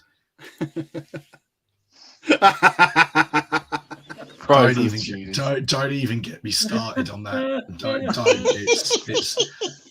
It's very factual, that program. Yeah, as in there was someone called Tudor, and it's the only thing that's like mildly. That thing was just an abortion of a program. It was abysmal, absolutely abysmal. Why don't you do a thesis on it? I don't need to. You could go read the Puffin Book of History, and you'd have more facts than that. Oh, Matt, what have you done? Jesus, mate. The Ladybird Book of the Wars of the Roses. The Enid Blyton. The Enid You could literally, you could say there was a battle on a field, and it'd be more factual. Am I correct, Martin? Huh? I missed. You could say there's a battle on a field between two sides, and that'd be more factually correct. Yeah. Just. Don't I deleted it. Do you know what? I kept it. I deleted it off. I had it on my Skybox for raging for months. I don't know why I had it on there. I deleted it genuinely like last week. I was like, why have I kept this on it? Just to make me angry. Why have I kept it? Just in case, like, you know, you're having a day and you're like, I need to be annoyed about something. I'm going to watch that. We were talking about good documentaries. It's quite I think it's quite old, and obviously you take politics over. But Michael Portillo did a good one about the Spanish Civil War. Oh yeah, because his family, I can't remember if it's his father or his grandfather, was involved in it. Because he is Spanish ancestry, isn't he? And he fled. Yeah, it's really interesting because he goes on a tour of it on this documentary, and it's absolutely fascinating. It really is really good, well worth watching if you can go find it. I wish Martin would say what he thinks. I didn't. Trust me, I didn't. I haven't. These guys will tell you I haven't said because I probably can't. Because you should hear him when he gets really angry. It's about my channel, and I'd be hunted down and killed. I think someone also pointed out. I think the Clarkson thing was because his father got the VC there, or some relative got the VC there. So that's why he was so passionate. And I think those sort of documentaries where somebody's got a connection in some way, that passion and you know, sort of the passion for the story and the telling the story comes through so well. It's the same with anything, though, isn't it? If somebody does a really good job with their channel, even a YouTube channel, and they're passionate, excited about it, then you enjoy it more. Yeah. Well, chaps, it's 9:30. I'm going to wrap it up there for the sake of my wallet. Because I think that's been really interesting. I think Big Andre's head is starting graph. I don't know. Send him a message on Twitter, see if he has. Deary me, I just my brain. Where did that come from, Steve? I don't know. I can't work out is where did that come from. I might have to go have some serious words with myself after this. Put my brain back in its pickle. I think someone's been listening to Mysterious Girl on Spotify. I have not. just because they're wearing this shirt. That's it. It's the shirt talking. Oh, this is in a Peter Andre coming out. I sent a new Turnip 28 project. Yeah. Oh, brilliant. Oh, dearie me. Thanks a lot for everyone that's been recommendations. That's my viewing. So keep them coming in the Facebook page for the next 400 years. Recommendations are always good. Yes. And what I'll do is I'll go back and I'll make a list and pin it to this video later in the week if I remember. I'll put something in my calendar so I shall remember. Have we got any news? I got a few things. Right. Yeah. News. PCP There news. was literally one came in as we started the show, which I grabbed very rapidly because it got me very moist. I've lost it. Where's it gone? Oh, here we go. This is I feel slightly ill now. Wargaming Atlantic. I've just yes. announced pre-orders of the boxer figures. So yeah, really excited about that. I don't know whether you saw Jason. Ooh, Who the fuck's vibrating? what the hell are you doing, Ken? I don't Ken, wanna not me. know, actually. I It's- don't want to know. You sounded like Shave. you sounded like a smash robot then. Jesus. Yeah. Smashed hairdryer. Oh, was that what it was? So I don't know whether everyone saw, but Jason from Battle Knights showed some of the figures he's painted for Wargames Atlantic for their Japanese figures that are part of this extended range for the Boxer Rebellion. So they're coming down, and they did look mighty fine, I have to say. And these are the Chinese adversaries that are pre-releasing. So I'm quite excited about that. And I'm just thinking, when do I buy it?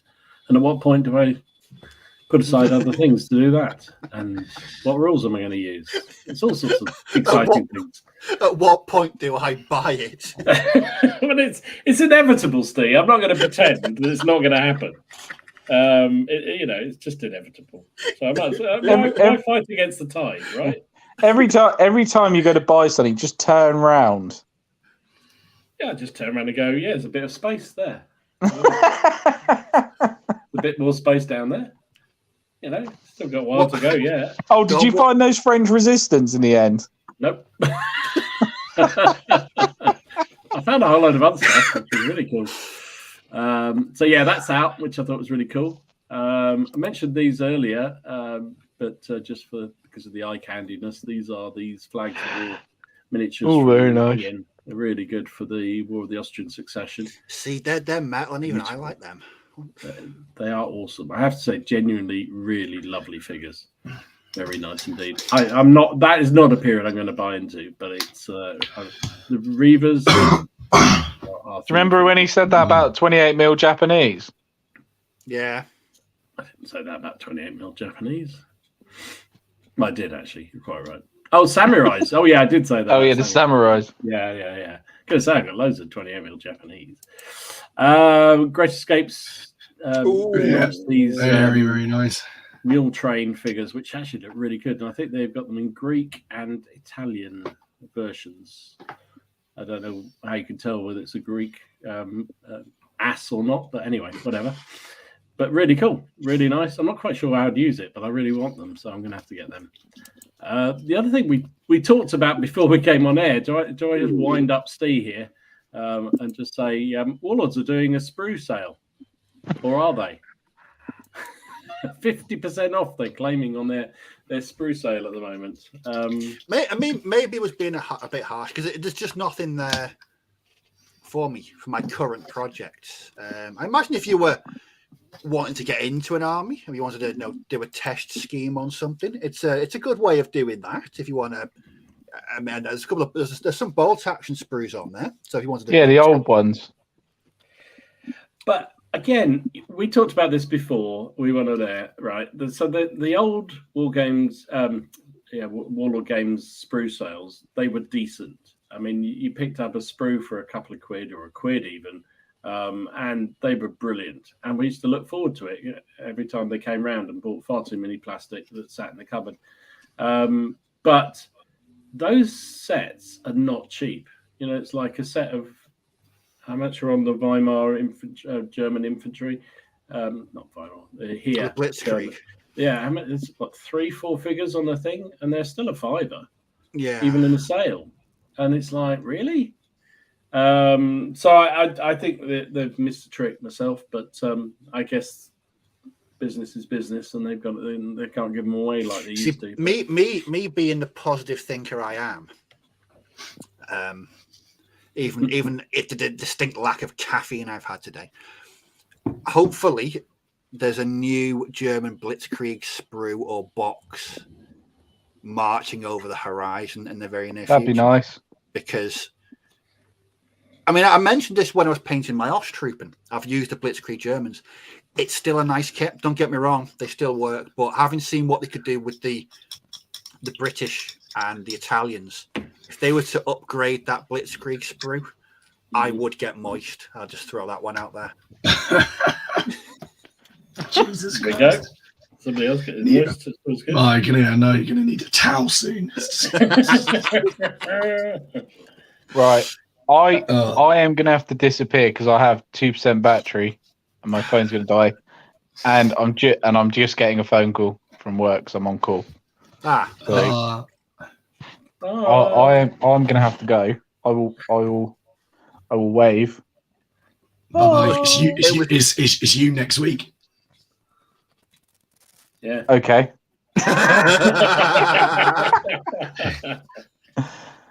That'd be interesting. Hopefully my hobby room will be up in time. I should have internet next week.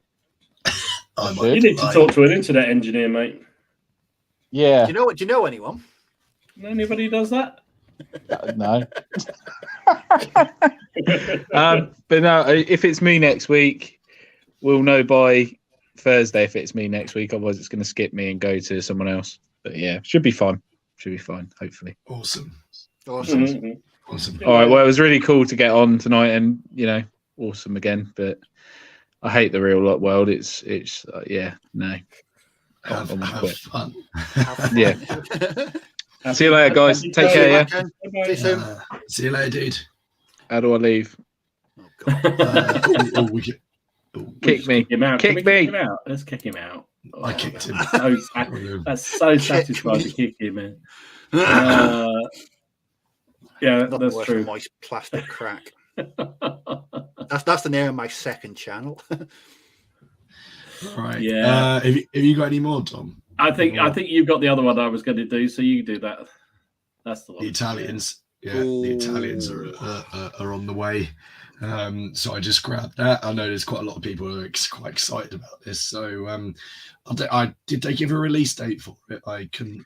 I think you can pre-order them, but I'm not sure they've actually put a date. It must be very soon, though. But the only thing, cool. I think the Wargamers Atlantic, I think, have a lot of the equipment in their packs that have just shipped. Mm-hmm. But I think there are a couple of things the Warlord thing does, which I don't think the Atlantic do. So, like the flamethrower crews, they look really quite cool. They'd be great for your turnip. Actually, I don't know whether they're metal or plastic. Probably metal, so it probably wouldn't work. But they have gas masks, full face gas masks on. Really, really cool. Yeah. Okay. Sarisa, I'm sure a few people have seen this. Oh, this was amazing. Unbelievable. The ship of the line. And if you buy it now, I think you get the cannons for free. Oh, Jesus. 22 of them, I think. Don't quite. It's about.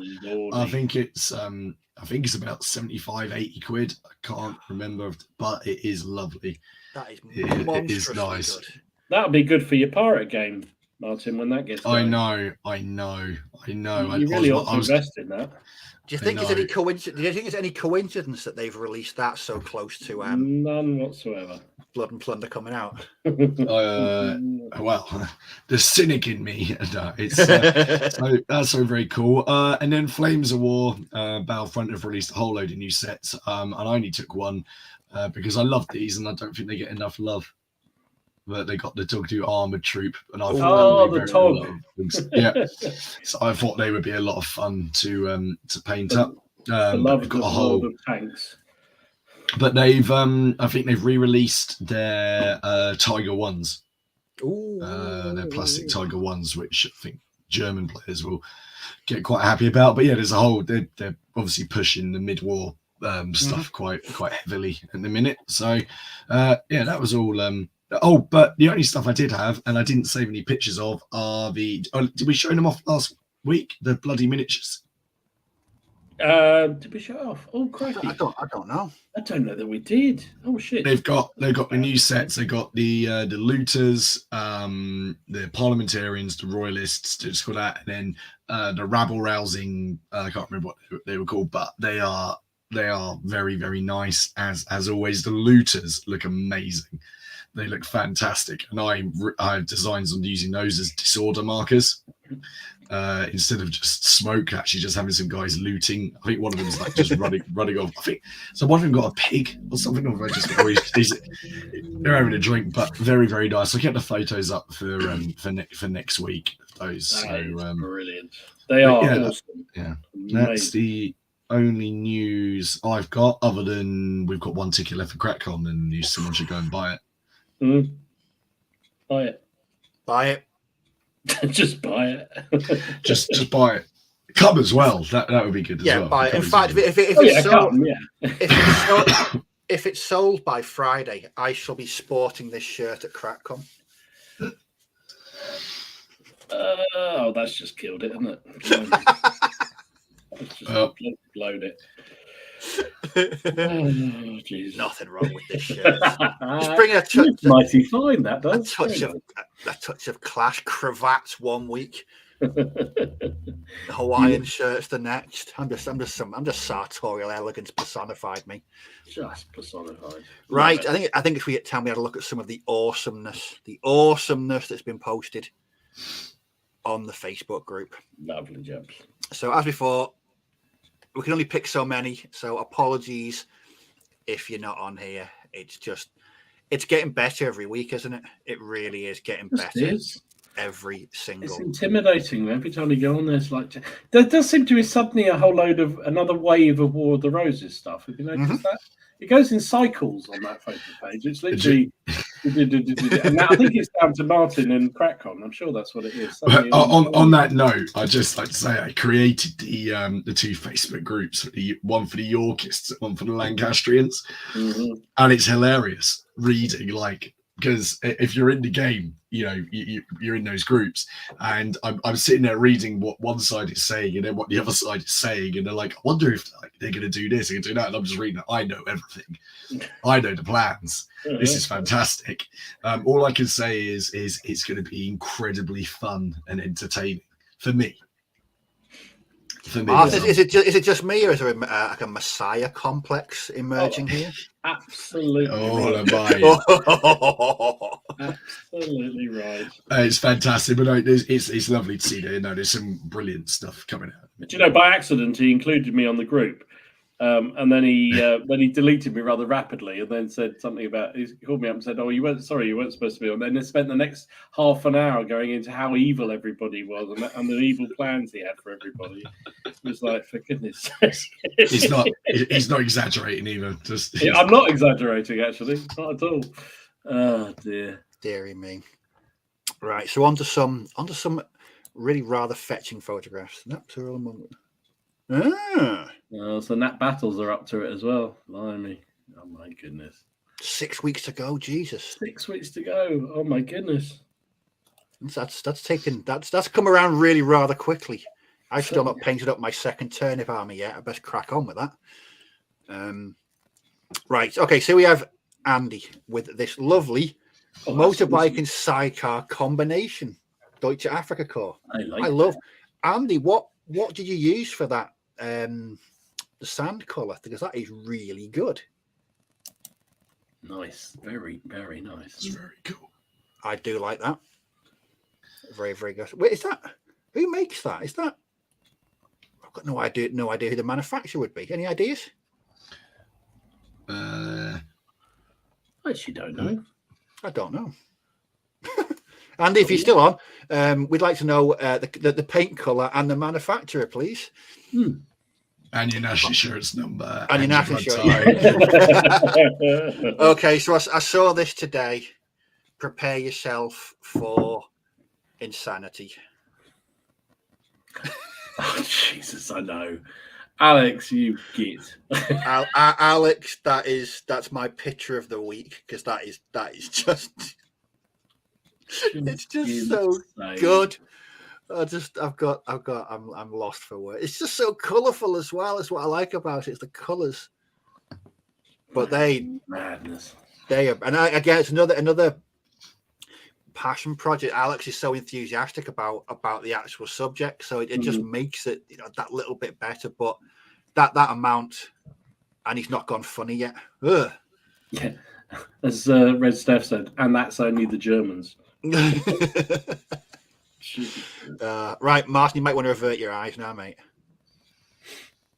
Hey, Green bastards! Hey, yay! I think they look good. That sounded incredibly unenthusiastic, but they look really nice. No, that's Alan's 95th. They do look nice, don't they? Very nice. Are they Warlord? No, they're all against Atlantic, I believe, because you can see Sharp on the right with Harper, and I recognise the number of the sculpts there. Very good. Are they plastic or metal? They are plastic. Plastic. They do plastic 95th. They do. Yeah, whole box of them. Ooh. We gave them away at GratCon. We did. Yeah, I won them in the raffle. Yeah, but you got to remember that the day before GratCon, when we were doing those bags, I'd had 2 cups of coffee the entire day, and I wasn't quite with it. I was jonesing. I really was. I really love models, actually. I've done quite a few of them already, and I've got loads left.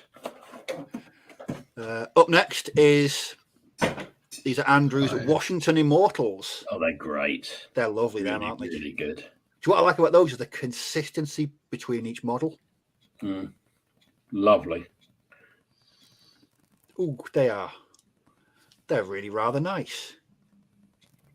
Best stop looking at those. I'll start getting involved in that as well. This is another part of the podcast I find dangerous. When people are posting up what I was like, I could paint up a unit. No, I'm gonna stop. Okay, now these are just awesome. These are from Dave, I think he was in the chat earlier. They're just so good. Bit of Warhammer from Dave. I've no idea what they are, but they do look good.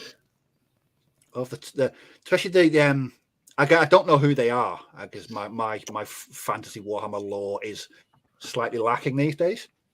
But I imagine the chap with the small head is something Nurgle related. Yeah. Yeah, all the tones of on the greens and the browns and that. Looks like something out of Dark Souls as well. There's something Dark Soulsy about it, but yeah, fantastic work as always from Dave. Onto Dom, some 20mm rapid fire. Nice. They're nice. Oh, the camo he's got on that. Without trying to derail the whole conversation, but did you see Don's question on the Facebook page about going to a trade show and being charged, being asked to pay for your own participation? Do a participation or a demonstration game. I found that extraordinary. I think I'd politely tell them to go fornicate themselves if they asked me to do that. Just seems. That's the eye candy for the show. Why would do that? Anyway, but then they again a scale. I've never painted 20mm, and I'm fascinated by it because they are so nice. The problem with Second World War stuff, every time, and like you guys are showing off that really nice Flames of War 15mm, that 20mm looks fantastic. There's some brilliant 10mm. There's brilliant, it's literally every time you look at it, you think, oh, that's superb, I'm going to do that. And then it's like, that's superb, I'm going to do that. And it's like, no, I only need so many German armies. I can have them every scale possible, but... It's a curse. It's what it is, it's a curse. Extraordinary. So many lovely figures. Up next, some Napoleonics from Joshua. Nice. Oh, yes. Some Bavarians. Very nice. Very nice. Very striking. I love Joshua's painting style. It always stands out. Very, very unique painting style. He does paint beautifully, doesn't he? Yeah.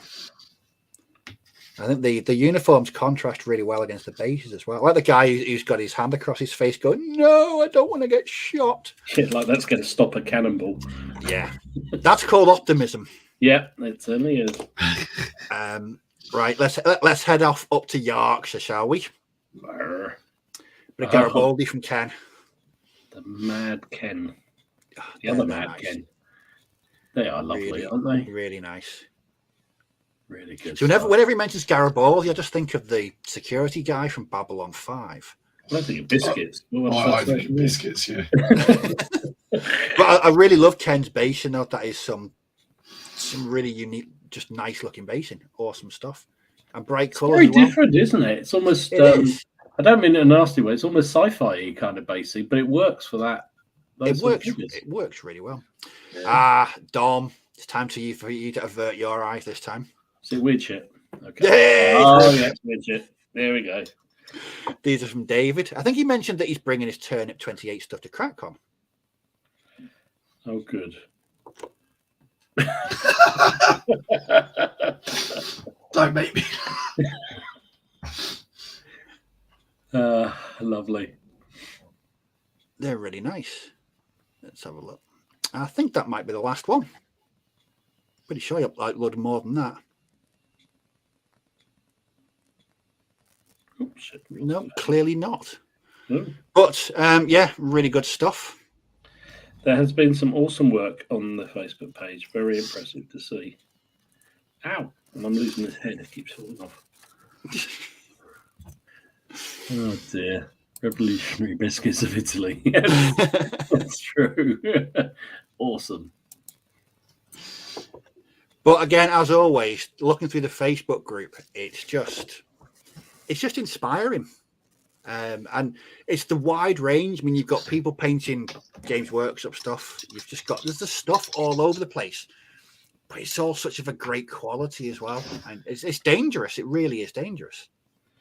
Also, I love the fact that everybody's so good about it. I mean, we've got some pro painters on there who do some amazing work, and they've got people like me who are distinctly average. And people who are first-time painters as well, and everyone's showing their work, and it's great. It's really, really good to see. Dom, is a question you might want to answer.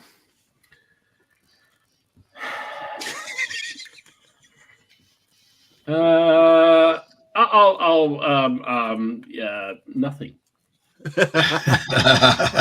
Sam, I think I can answer this. What I use Army Painter tufts.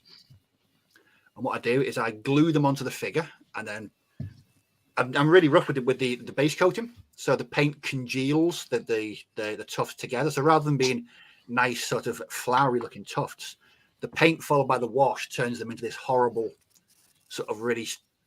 It's a hard way to describe it, but it works quite well, and it does look like sort of twisted roots or encrusted tubers, if you want to call them that.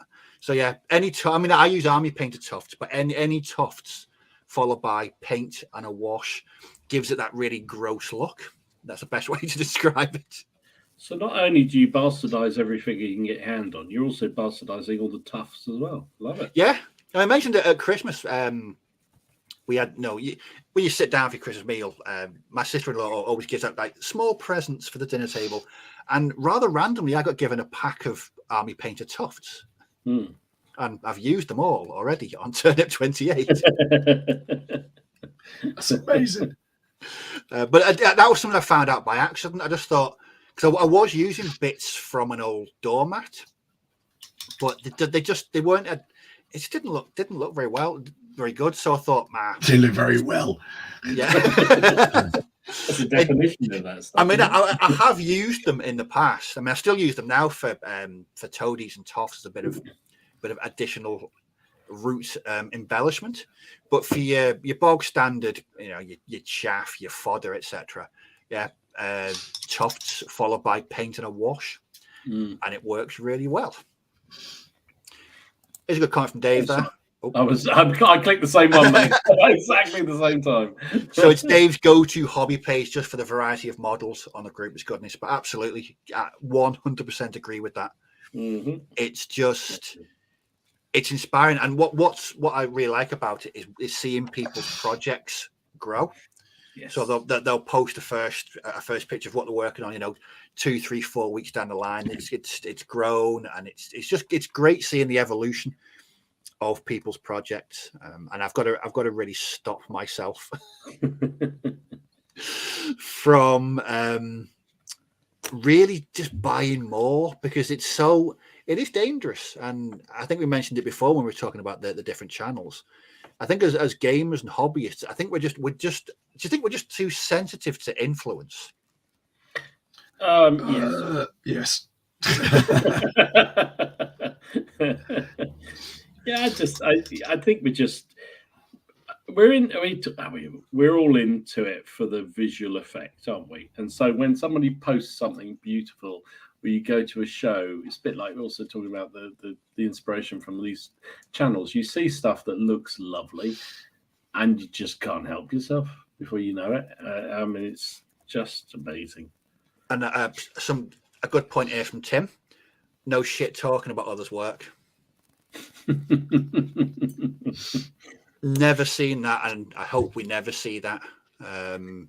Oh yeah, because it's just not that type of group. They will be kicked. Anybody who does. Anyone who questions the validity of my French drummer's uniform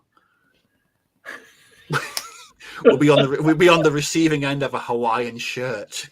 I know that is entirely reasonable thing to do. To be fair, just to wind you up about your drummers. I was going through my stuff. I've got a load of boxes under here of various bits and pieces, and I found that empty box of Prussian Landwehr.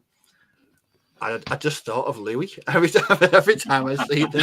Every time I see a box of them, I think of Louis. Every single time. But they were gladly recycled into Turnip 28 figures because they actually work really well. If you put a Perry's 100 Years War head on those bodies and whack a couple of tufts on, you've got a really good Turnip 28 figure. Oh God. There you go. Always cracking stuff in the group, even the questionable historical accuracy of the chaff's uniform colour.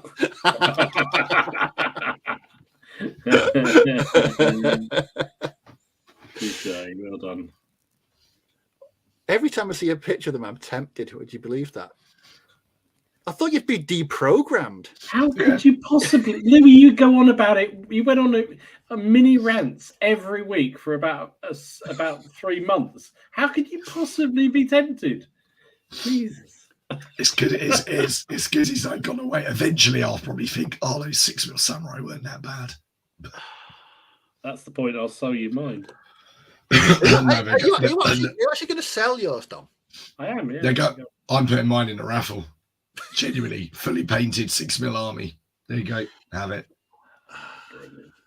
See, I can understand this. It's like a failed challenge. This is how I felt with these British in Burma. I don't like being I mean, if it's Napoleonics, I don't give a shit. I'll be defeated by them every single day of the week.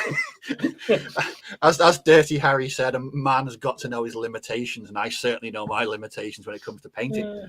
But I didn't like the idea of having all the stuff to actually build a bolt action army and just not do anything with it. It was like anathema to me. I was like, what is so yeah, I'm glad that I've sort of scratched that itch and I'm getting back. I mean, the color, the scheme I'm using, it takes quite a while to paint. So it's on a par with my US infantry. But I think it's going to be worth it once they're done because the uniform is looking a lot more like I wanted it. Do you see Andy's comment? We appreciate that. Thank you. Yeah, cheers, Andy. Obviously, really just the three of us, not the other one. Exactly. No, it's true though. All I want to do is look at painted toy soldiers. That's just the thing, because there shouldn't be that level of seriousness in the hobby. I don't get it. I've really never got it. No, I mean, yeah, we're playing with toy soldiers, for goodness sake. I mean, you can't take that too seriously, especially not the weird shit you lot are up to. There was definitely a caveat at the end of that one. Oh, blimey, chaps! It's 10 o'clock. Is it? It's coffee o'clock for you. So I've literally only had 2 today. I am just flagging. How are you existing on just 2? I don't know. I've had a really busy day. So only 2 cups of coffee. So I don't know how. In fact, I've drunk more Vimto than coffee today. Just before we go, here's one from Johnny B. Martin, can you show Johnny and Kai's a test of honor at CrackCon? Yes, I believe Drew is going to actually have a demo table going. So if I can't, Drew certainly will be able to. He's setting the demo up. So if I'm done with the Wars of Roses, I'll come and join in, and we can have a lovely, I was about to say, a nice 4-way game of Test of Honor. So. Dear YouTube, I didn't say that, Martin. And this isn't Martin's voice, but this is. I sound like Marge's sisters off of The Simpsons. I was going to say he's been possessed. He's been possessed by Barry. You sound like the last time I smoked a cigar. I sounded like that the next day. It wasn't very pleasant. Do you know what the really annoying thing is? This week I've got I've recorded a whole load of videos and I've done a whole load of things that do voiceovers because I've got history videos. I just can't do it at the minute. So they're just sitting there now. So annoying. Right, we're into overtime. So next week, all things going well in Chateau de la Ken. Ken, it should be on Ken's channel next week. It should. Yeah. Yes. But we'll see. We'll see. Keep a lookout on your subscription feed and also the Facebook group. So again, massive thank you to everyone watching on the replay. Really appreciate it. I've really enjoyed tonight. I think there's been some absolutely fantastic recommendations for me to go and watch and blow my paycheck on. So thanks for that, lads. Really, thanks for that. Again, because by the time we get to the next podcast, Adepticon will have been and gone. So good luck to Don and Mike and all the other guys, and good luck at IKEA buying your display bookcases. We want to see. Ken wants to see photographs of them. He really does. That's it. And remember, you got until the 1st of April to get your pre-orders in for your 6E PCP dice. I'm going to put them up. There they are. Look how lovely they are. Look at It's the money shop. There we go. And that's probably the best place to leave it. I'm just cool. Yeah. Martin's back off to terrorize the criminals from Gotham City. Right, we're all off. Thanks for checking out the podcast again, guys. Always really appreciate it. And hold on a second, I just need to get the video ready. I always forget about this every time I'm hosting. Where is it? There we go. Right, I'm all prepared. Thanks a lot for your company tonight, everyone. We shall see you all next week. Take care. Bye. Bye.